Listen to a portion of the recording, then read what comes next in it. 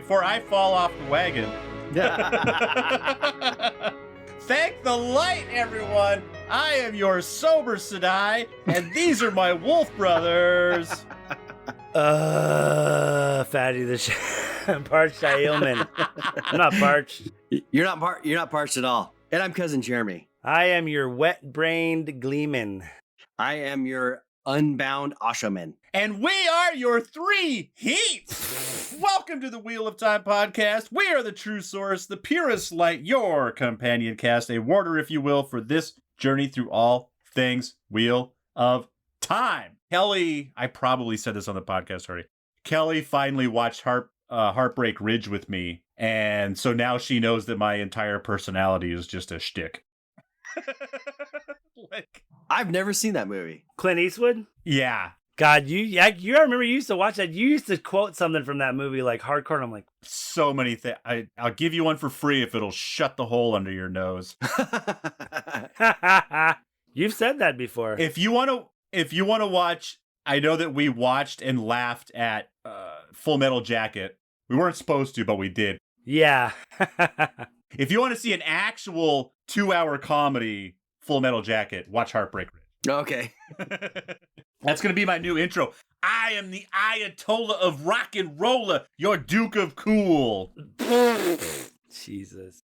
All right. Today, we are going to talk about Elayne. What's Elayne? Elayne Trakand? Trakand. Trakand, the daughter heir of Andor. This girl, I haven't been more intrigued about a new character since this one, because I, of course, barely know her because she was not in the show. She's in the Dragon Reborn for a second, and I just saw her, and when you guys talk about her, usually it's like, oh yeah, her and Rand, off again, on again, blah blah blah. She's fucking... You said she's in the Dragon Reborn. You meant the Eye of the World. She's in the Eye of the World. Oh, she's in the Eye of the World. Sorry. Yes. Sorry. She's very little. Fucking badass. I had no idea, because if you've only read the books, you don't know she can channel yet, right? Like, correct. Yeah, no, she's at the tower. Well, oh, right. No. Wait, what do you mean? You don't know she can channel, like, when you meet her? No, she don't know that. Right. But it's kind of implied because they talk about how close the Lion Throne and, like, Morghese went to train at the tower, so it's implied that she maybe could, but she's incredibly strong. They talk about that in the few minutes that Rand's with her? Not in the first book, no. No, just the fact that the Lion Throne is close with Tarvalin and that they go to train there as like it's kind of like a tradition. Because Morghese can channel, but very, very like minuscule. Like she could barely light a candle. Who's Morghese to Elayne? She's the Queen of Andor, her mom. Okay. Oh, there's Morghese. There it is. I'm looking at the family tree right now, trying to follow this. So yeah, and she's gorgeous. Is there a family tree that unites her and Ileana? No. Not that I know of, no. Okay, the only reason I asked is because they have their hair is described kind of similarly, so I wasn't sure if there was some DNA there. Well, I mean, there might be, but like literally 3,000 years separates the two of them, so I mean, it'd be nothing. Well, someone back there is someone's great grandma. Yeah, she could be. By the time 3,000 years comes around, it's probably everyone's related to everybody. Yeah, I didn't realize that. Like, I've heard you and Justin talk about it, but I thought you were just being D&D nerds. But they actually mentioned that in the Wheel of Time companion, her strength is described as a 8+5. Yeah, so she's freaking like very strong. So it's like Egwene and Elayne and Aviendha are all on the same, like kind of like the same plane. They're about the same, right? Maybe Egwene's a little bit higher than the other two. Nynaeve is a step higher than that, right?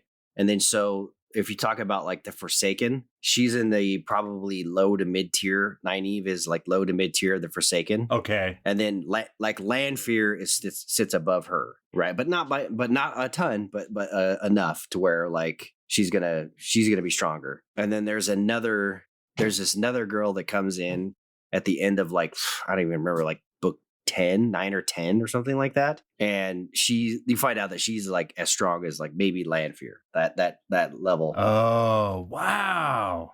Yeah. So there's levels to the game, and then you kind of find out that Nynaeve is like, she's up there. So why are these new girls so powerful? That's my question from the beginning, that I was like, why would you, at the very end, why would you throw these people in? Like, I don't understand it. Even Nynaeve and Gawyn, like, compared to... Oh, you understand? Oh, so why are they so powerful? Well, I feel like they got spit out because the pattern weaves what it needs, like... So they were spit out near Rand. That's why the dragon isn't dark. And that's why, like, Ta'Viren aren't dark, because the pattern spins them out because they need correction in the right way from usually, I don't want to say dark forces, but shit that would start to rip the weaves apart, basically. Okay. Yes, I agree with that too. Plus, in the end, Nynaeve plays a very significant role, like at the very end too. Very significant. She plays, like, honestly, if you were to extrapolate this to like a actual history, like when you look back on what happened in this time and age and like the people who played the biggest roles, I feel like Nynaeve would be someone who is remembered as someone who was easily just as important as Rand because of the things that she discovered and did. Well, let's play the clip, I guess. Unless you guys have anything to add. Yeah, let's play the clip because there is a lot more, and like I'm going to probably let a few things out of the bag that are, like I said, Tom was Morghase's court bard and lover at one point, which was Elayne's... Say that again? So Tom was Andor's court bard. Oh! And... Yeah! They called him, not a paramour, some other word for like, lover, but not like, he wasn't going to be, ever considered, it was like, I want to say concubine, but that's not the right word either. It was like... No, the word is stunt cock. Yes. He was Morghase's stunt cock. And so he was around Elayne when she was a little girl. Okay. So that's important to remember. Okay. And actually, so where we're at right now, we're going to play this clip. So where we're at is, come on, phone. Chapter 40, Eye of the World, and we're going with the Rosamund Pike reading, so that's going to be cool. Yeah. Rand is in Caemlyn. He has separated from Mat. Mat is like under the effects of the dagger really badly right now and is more or less bedridden, or if not bedridden, he kind of won't leave the room because he's so paranoid. And so Rand's like, I'm going to go out and, I'm going to go see Logain. And the streets are super crowded. So he kind of keeps like going on the like street opposite to where the procession is going. And he's just kind of like looking for a place where he can kind of cut in and see. And he kind of gets to a point where he tries to get into the crowd. And then I believe he sees Pot and Fane, or maybe he also makes eye contact with Logain, and Logain starts like laughing hysterically, and he kind of takes off, keeps moving on, and then he finds this wall, and he's like, oh man, I could see everything if I just climb this wall. Climbs up this wall and is sitting there, and he can see everything. It is the royal palace's outer wall to their gardens, and he's sitting there and then ends up falling off backwards into the royal palace. And then Elayne and Gawyn and I believe Galad comes up as well to kind of like, hey, this guy just nice security, by the way, he just kind of fell into the royal palace, good job, good thing he wasn't a fucking assassin, you know what I mean? So Jesus Christ. But and so that's where we're at. Rand is kind of like waking up inside of the wall.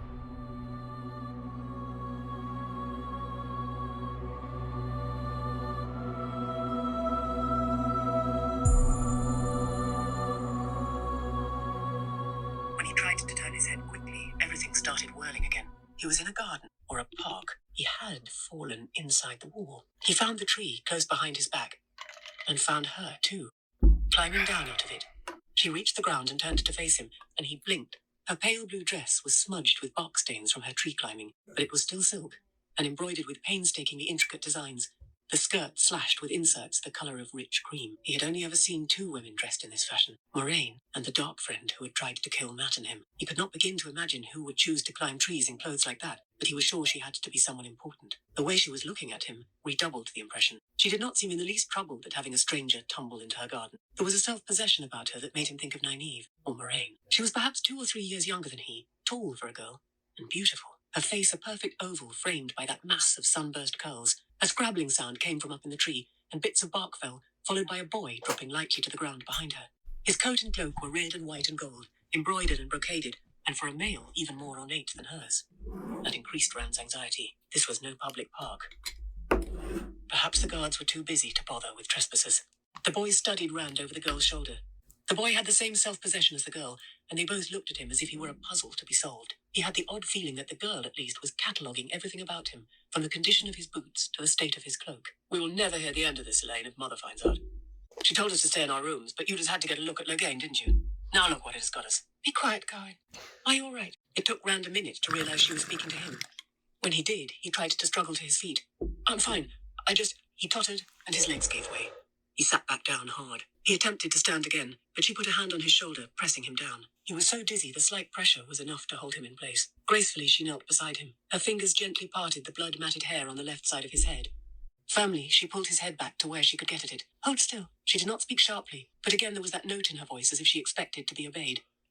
It does not look too bad, thank the light. From pockets on the inside of her cloak, she began taking out an array of tiny vials and twisted packets of paper, finishing with a handful of wadded bandage. He stared at the collection in amazement. It was the sort of thing he would have expected a wisdom to carry, not someone dressed as she was. Give me your water flask, Gawyn, she said. I need to wash this. The boy she called Gawyn unfastened a leather bottle from his belt and handed it to her. The ointment she smoothed on after, from one of her small vials, soothed almost as much as one of Nynaeve's preparations would have. Gawyn smiled at him as she worked, a calming smile, as if he too expected Rand to jerk away and maybe even run. She's always finding stray cats and birds with broken wings. You're the first human being she has had to work on. Do not be offended. I'm not calling you a stray. It was not an apology. Rand looked at Gawyn. Does she always expect everybody to do what she tells them?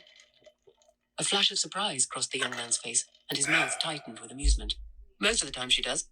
And most of the time they do. The vial of ointment was produced again. She spread it thinly along the scrapes, all of her attention apparently on rubbing it in without hurting him. A coolness spread through his hands, as if she were rubbing the torn places away. Most of the time they do exactly what she says, Gawyn went on with an affectionate grin at the top of her head. Most people. Not Mother, of course. Or Elida. And not Linny. Linny was her nurse. You can't give orders to someone who switched you for stealing figs when you were little. Elayne raised her head long enough to give him a dangerous look. He cleared his throat and carefully blanked his expression before hurrying on. And Gareth, of course. No one gives orders to Gareth. Not even Mother, Elayne said, bending her head back over Rand's hands. She makes suggestions, and he always Thanks does for farting, Winston. I've Gross. never heard her give him a command. She shook her head.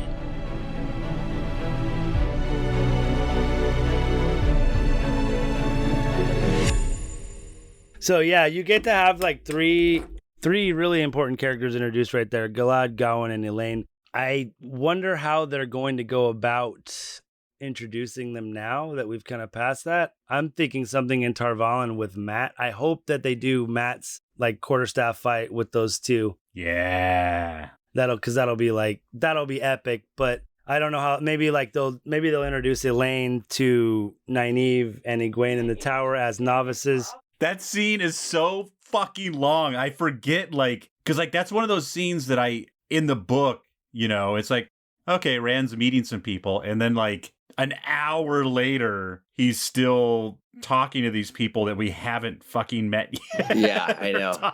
And I'm just like, who the fuck are these people? It's so weird. And it's an interesting scene, and it's obvious why they left it out of the show, because to pay these 7 actors $1 million for this 8-minute scene in the middle of episode 4 would have been, that's not how you make TV shows. No, it would have been very difficult to do. It would have been so difficult. I can't even imagine. It sucks because this is a really good scene in my opinion, because I really like how they introduce Elayne, Gawyn, Galad, and Galad, because you get to see their personalities right off the bat, right? Yeah, their personalities are super clear off the bat. Galad with his kind of holier than thou, and then Gawyn is just kind of he's not shitty or anything. He's just no, he's gonna do whatever. But he's kind of douchey, He's gonna do whatever he has to do to protect his sister. That's what he does, right? Galad is always gonna do whatever he thinks is right, whatever it is. And then Elayne is always going to try to, do her duty. And if she thinks that, her duty is to fix up this guy who fell off the wall, well, that's what she's going to do. Yeah, never mind that he could be someone who's just a psycho assassin or something, True, could be. They are the royal fucking family. Granted that like Galad and Gawyn end up like once they come into their own, they're probably, I mean, like you're looking like Rand, Lan, Gawyn, Galad, like you know, the top swordsmen in the land. They're gonna be right there. So she's not like defenseless or anything, but it's kind of like yeah, not the best. You are still the prince, the daughter heir, and then the backup plan. Yeah. So the queen eventually comes into this conversation, right? And then who else? Doesn't there end up... They take Rand to her. Oh, he ran to her? No, like the Queen's Guard like shows up and like no, we're gonna have to take him to see Mother. Right. Oh, okay. It's Talonvor, right? Yeah, it is Talonvor. Yeah. Yeah, that's right. I totally forgot about Talonvor. Who really loves his queen. Yes, he loves his queen. Ooh. So what is she the queen of? What's her area of rule? So her area of rule is actually probably the biggest, right? And or actually encompasses pretty much the heart of like the Westlands or whatever they call it. Like it's right in the middle, like, and it's pretty close to Tarvalin, right? And it actually encompasses where Rand is from. It does. Rand is technically Anderman, yeah, for sure. So she's his queen. That's his and queen. He's like, who the fuck yeah, are you? for sure. Yeah, she's like, who are you? And he's like, wait, who are you? Oh, you're my queen. Oh. Yeah, exactly. Well, and I mean, she's their queen, but it's like they haven't seen a taxman for like a couple of generations because there's like that's how backwoods they are. But they probably get their tobacco and wool from them, probably, don't they? Probably. Yeah. Right, because they have merchants, but it's like they don't. You know what I mean? Like it's people who like go there and pick up and then deliver to like other places. You know, like It's Bill a long Doman. ways. He goes to Saldea and he picks up shit. There's no like, oh, we call Cisco and order them fucking fish fillets. It's like he goes and gets them and then he has them. And when he's sold out, he's sold out. It's like if no one comes through with the ice peppers, you ain't get no fucking ice peppers. Man, it's dry around here. Ain't nobody got no fucking weed, bro. It's August. You don't got it, we don't get it, baby. That shit don't happen. Remember every year, like there was a drought weed in August, and then now that shit don't happen no more. So then, yeah, so 2 questions. How many queens are there? Are there kings? Or since women rule, are there only queens? No, there are kings too. So the king, Kyrian has a king. Like kind of every nation is different. So like in the main map that you see, so basically everything to the west of the spine of the world, outside of the wasteland, like how many domains are there? How many kings and queens are there? So not every place has a king and a queen. Like some places have like lords. They'll have like a set of like lords. Like Tyr, I think, doesn't have a king, do they? They have a council. I don't know. Like they have like the Council of Nine, but then like remember Faldara, it's like Lord Agomar, but he's a king, right? Basically the king, but they don't call him king. They call him Lord Agomar. Yeah, he's not technically a king. But basically, Kyrian has a king. Kyrian or Kyrhine, or whatever, however you say it. Kyrhine. Karhine has a king. And then Andor has a... Elayne has a council too, right? Yeah, but so Elayne does have a king, technically, but they never crown him. And Andor can have a king and or a queen, I believe, right? Andor can have both. I don't think it matters like the sex as far as king or queen. It's just you got to be like the eldest in that family. It's that family, you know, whoever's next in the... So whoever's in line. No, you know what? No, I think that's wrong because... No, actually, no. Andor is to have a queen. Yeah, no, you're right.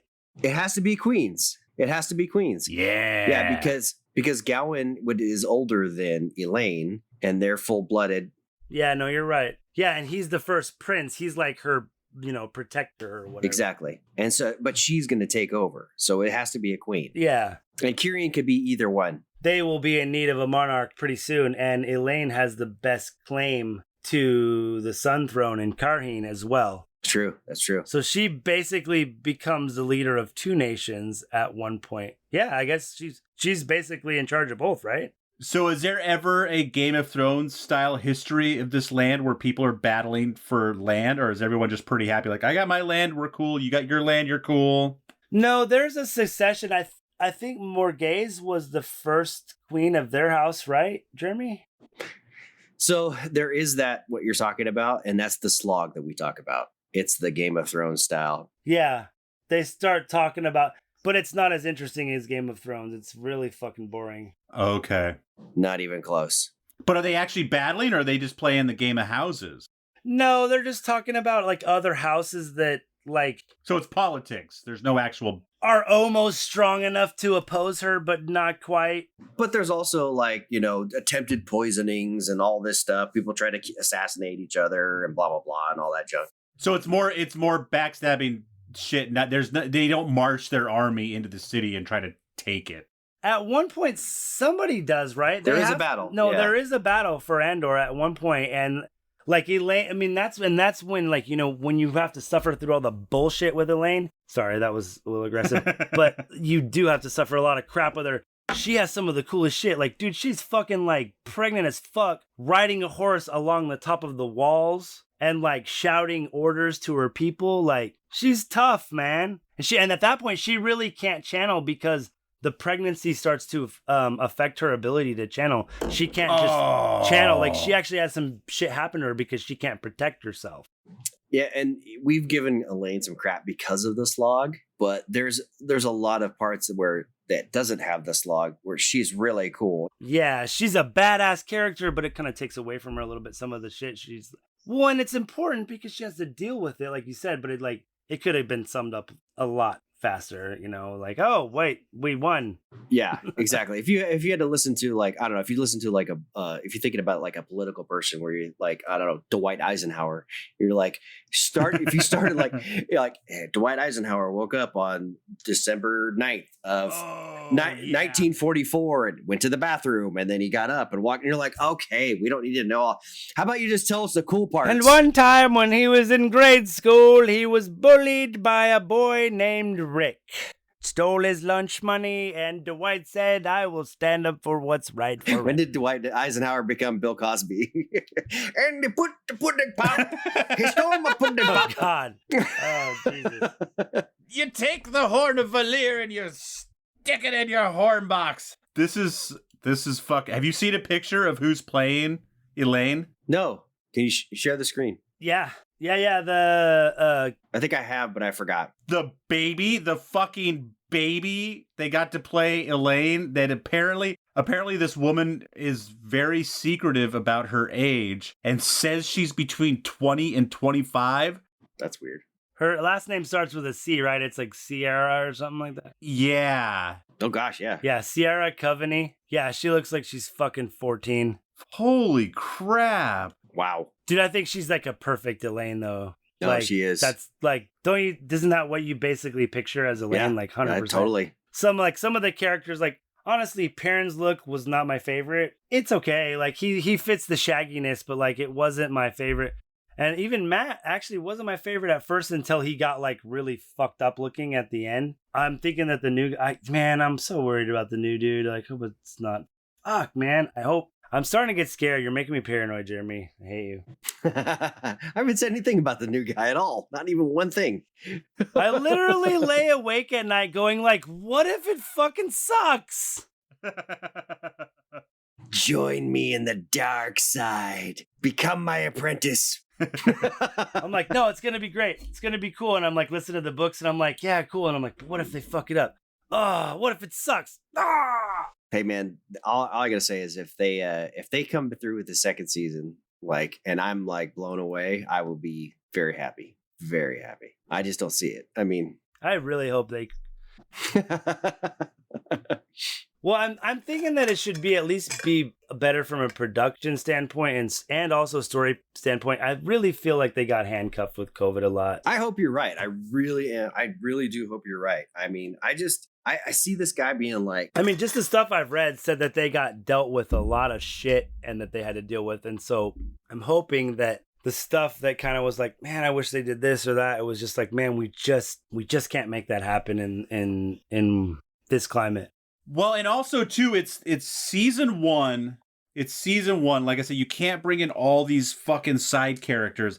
But like as the show progresses, like, you know, if it continues to be a huge hit, you know, by season 3, well, and then by season 3, you can get these actors say, look, you're only going to be in half an episode this season, but we want you back for 5 episodes next season. and then you're actually going to go away again for the 5th season, and then you're going to be a big part of the 6th season. And like once the show gets big, you can actually talk people into doing that weird shit and have characters come and go. They're going to have to, because there's a lot of characters that fucking do that, to be honest. And I mean, there's going to be so many characters, and like, I'm like, God, it's like, they're going to have to cut so much stuff. You do. Just to make it work. And like it, and some of it, like I said, in the slog, it's like there's so much that you can cut there, but there's like little things that are just so good and so nuanced and so important. And I just don't see how they're going to be able to like get them done. So how, at this point, does Elayne know she's badass with the power? She can heal. Is she actually healing at all, or? No, she has no idea. I don't think she has any idea. No, yeah, she has no idea. I don't even know. She doesn't even think that she can channel. She just knows like herbs because she's had to like, be educated as the daughter heir. Okay. So before we leave the TV show, there's one thing I would like to say too. So with continued success of Amazon, so Wheel of Time did really good actually, which most people didn't like. And I think actually, so that the Tomorrow War. So the Tomorrow War was really big. I think The Boys is really big. Yeah. Right? The Boys is huge, yeah. And the new Terminal List, this thing was been huge. Yeah. So we're talking more money that goes into their so they're throwing money out there, but they're bringing money in now, hopefully. Yeah. And then with the whole Lord of the Rings, I don't think Amazon's cash poor. True. But like if you're throwing money at this one department and they just keep losing money, like eventually they start slashing budgets, right? Yeah, and their TV budget is banging right now. Like they are getting money back hand and foot. Let's just hope that, they're not going to get the higher budget for this second season, but maybe third season they get like a really big budget and then they can just kind of do whatever they want, right? Like there's like we spare no expense type of thing. It's Jurassic Park. Hopefully they've got a real plan too. What will help? It's like, here's our 8-season arc. That's what we're going to do. Like if they're like, I don't know, it could go 6, it might go 10. I really hope they have that. I hope it's not like, Rian Johnson Star Wars. Oh, God. Let's figure it out as we go. No, like I really hope that they have a plan because, like Jeremy said, like there is some stuff I wish was more in the first season and like would have been more covered. But like, as long as they like kind of tell the story well all the way through, it'll all be forgiven. It's just, they have to have a plan to do it, like, so there's continuity from start to finish. Yeah. Like, just tell the story well, whatever you guys decide that story is going to be, make sure that you guys, decide to do it well. Yeah, exactly. And make sure you have a plan. That's the main thing. Like,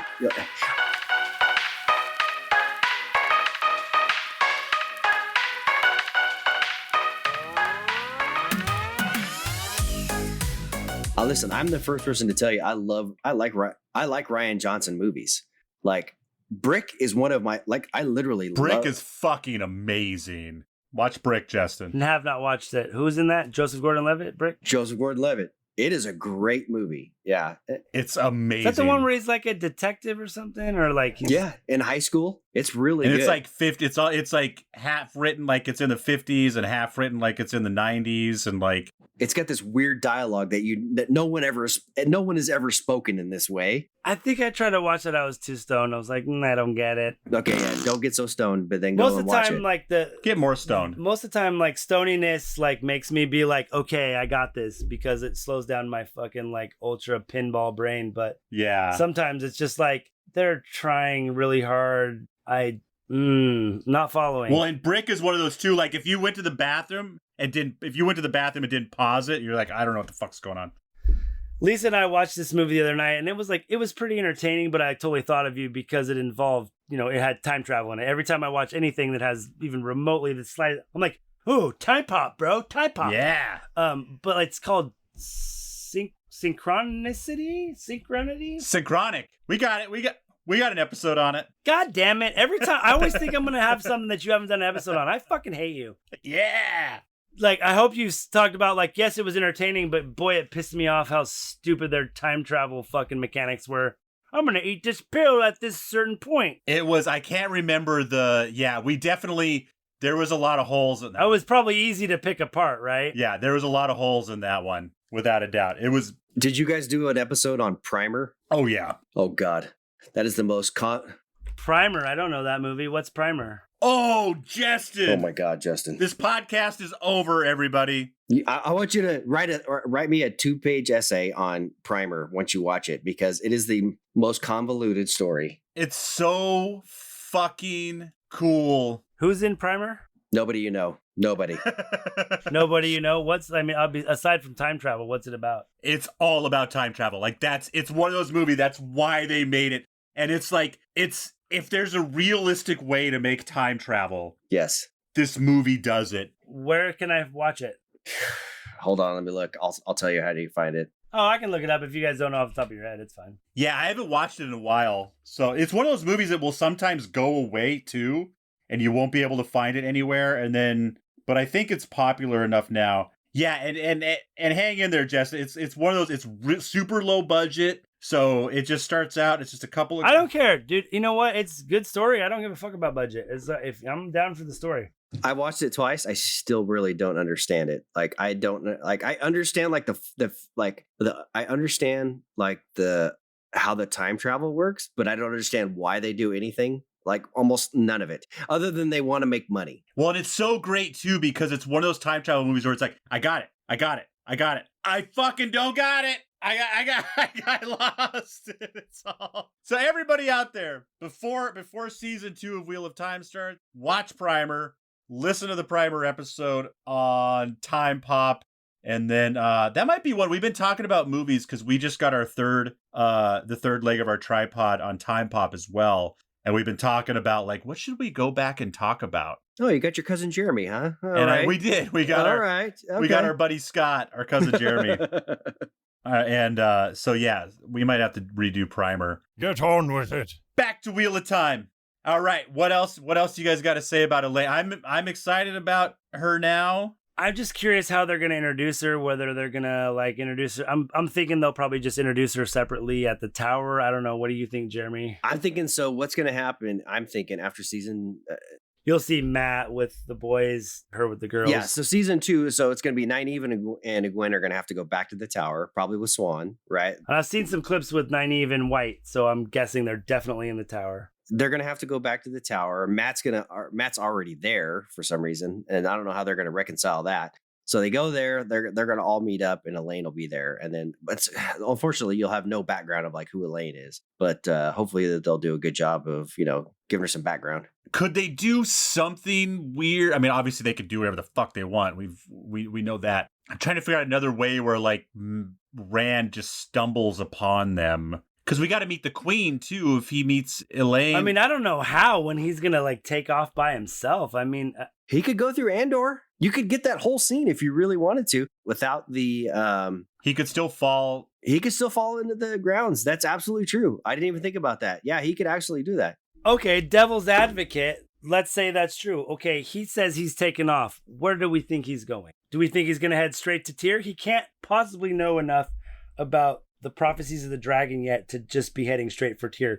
So when he says he's going to go by himself, where do we think he's going to go? And this is me just talking. I think he is going to go straight to Tyr. I think they're going to combine books 2 and 3, right? That makes sense, but who are we going to drop? We're going to drop Hurin and Loyal or the Portal Stones? I mean, because that's all pretty important because it's how they get to cross those amount of mileage without traveling yet. True. And then there's the whole point that, the whole section that we just listened to on the Tom episode about him going to Kirian with Hurin and Tom. So how do we get that? How do we get, Hurin and Loyal? And then how do we get them really, getting back together with Tom? Well, and getting all the way, what you said, circling around, getting to Karheen, because, dude, they can't leave out Karheen. I mean, there's a Trolloc attack, him going to the king's, whatever that, event that he goes to.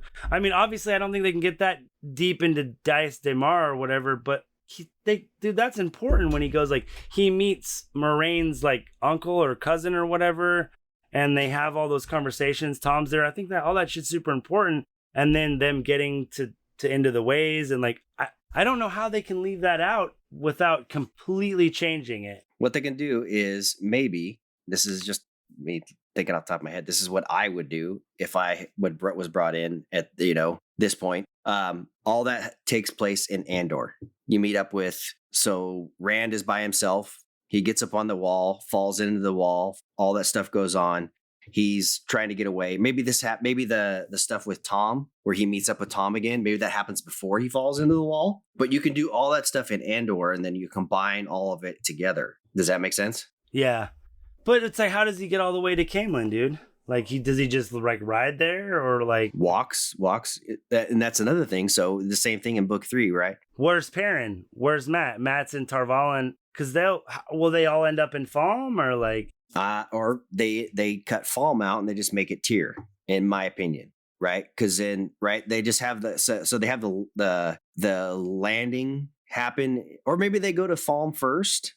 Well, but then they talk, even in the show, they talk about the landings on the West Coast, like, then how are you going to cut out Falm? Why would you even put that in there? And we're already kind of fucked because Rand has just taken off to hide. Matt is still in wherever the fuck Matt is. He's in Tarvalin, but that's why I'm just like, okay, where is Rand going? Is he going to end up back in Faldara? Will he run into Min? Because my thought is even like maybe he runs into Min, because what happens is Min, and then they become close. They go to Karheen. She kind of stays there for a while, and they start that, like, this is later, but they start the university kind of type thing. Because we have to get off on the Great Hunt sooner than later. So where's the most logical place that everyone randomly ends up? I would have to say Karheen somehow.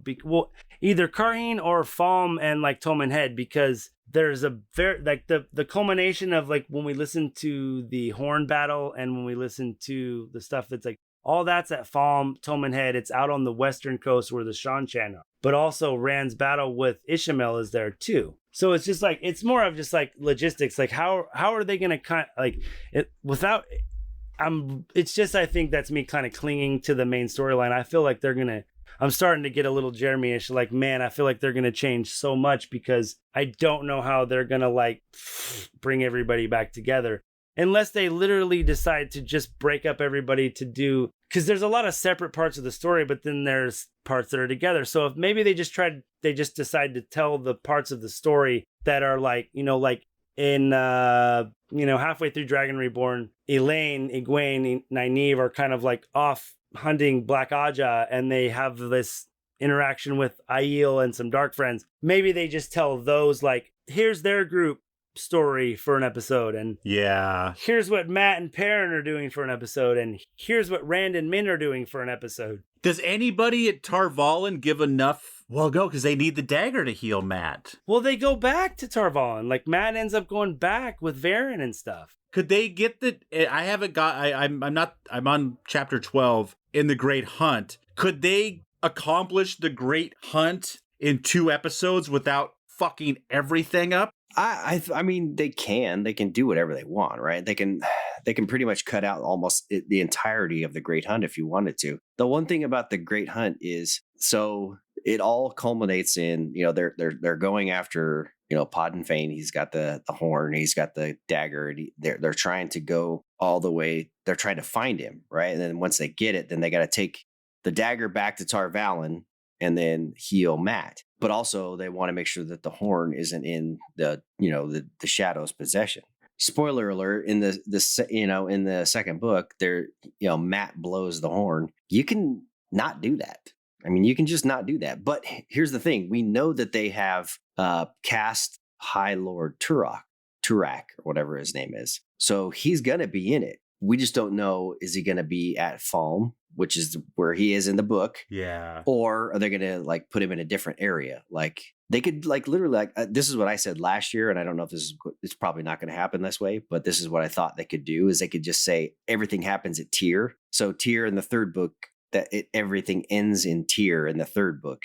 So he goes to Rand goes to Tyr to try to get this, Sa'angreal. It's a sword called Kalandor. And so you can do everything And then at the very end, he goes and gets Kalendor. And it's if you do it all there, then it's a little bit simpler for storytelling wise. And their sets are no joke. Like they can only build so many of those. That's true, and yeah, and they're big and like pretty cool. So you can do all that stuff.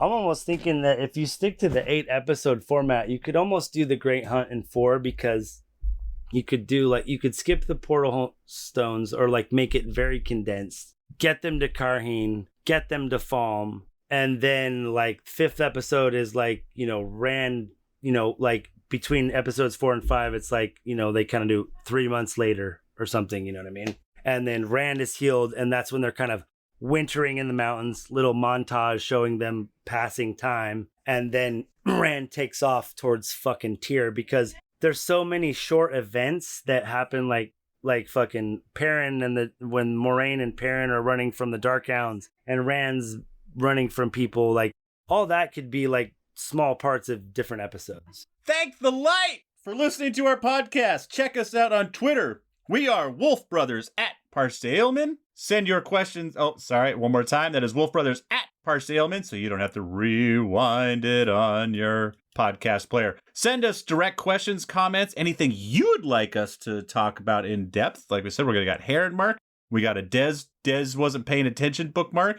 And then we're going to go dig deep on the origins. If there's something you want us to go deep on. Do you want us to go deep on it? Send that to thankthelight@gmail.com. That is thankthelight@gmail.com. And if you're looking for something to listen to before our next episode, listen to listen to one of our commentaries. Watch one of your favorite Wheel of Time episodes with one of our commentaries. We will be right there with you. And tell a friend, tell a neighbor. And whatever you do, put your dagger in your horn box. Rate us. Tell us you love us or hate us. I don't care. Yes.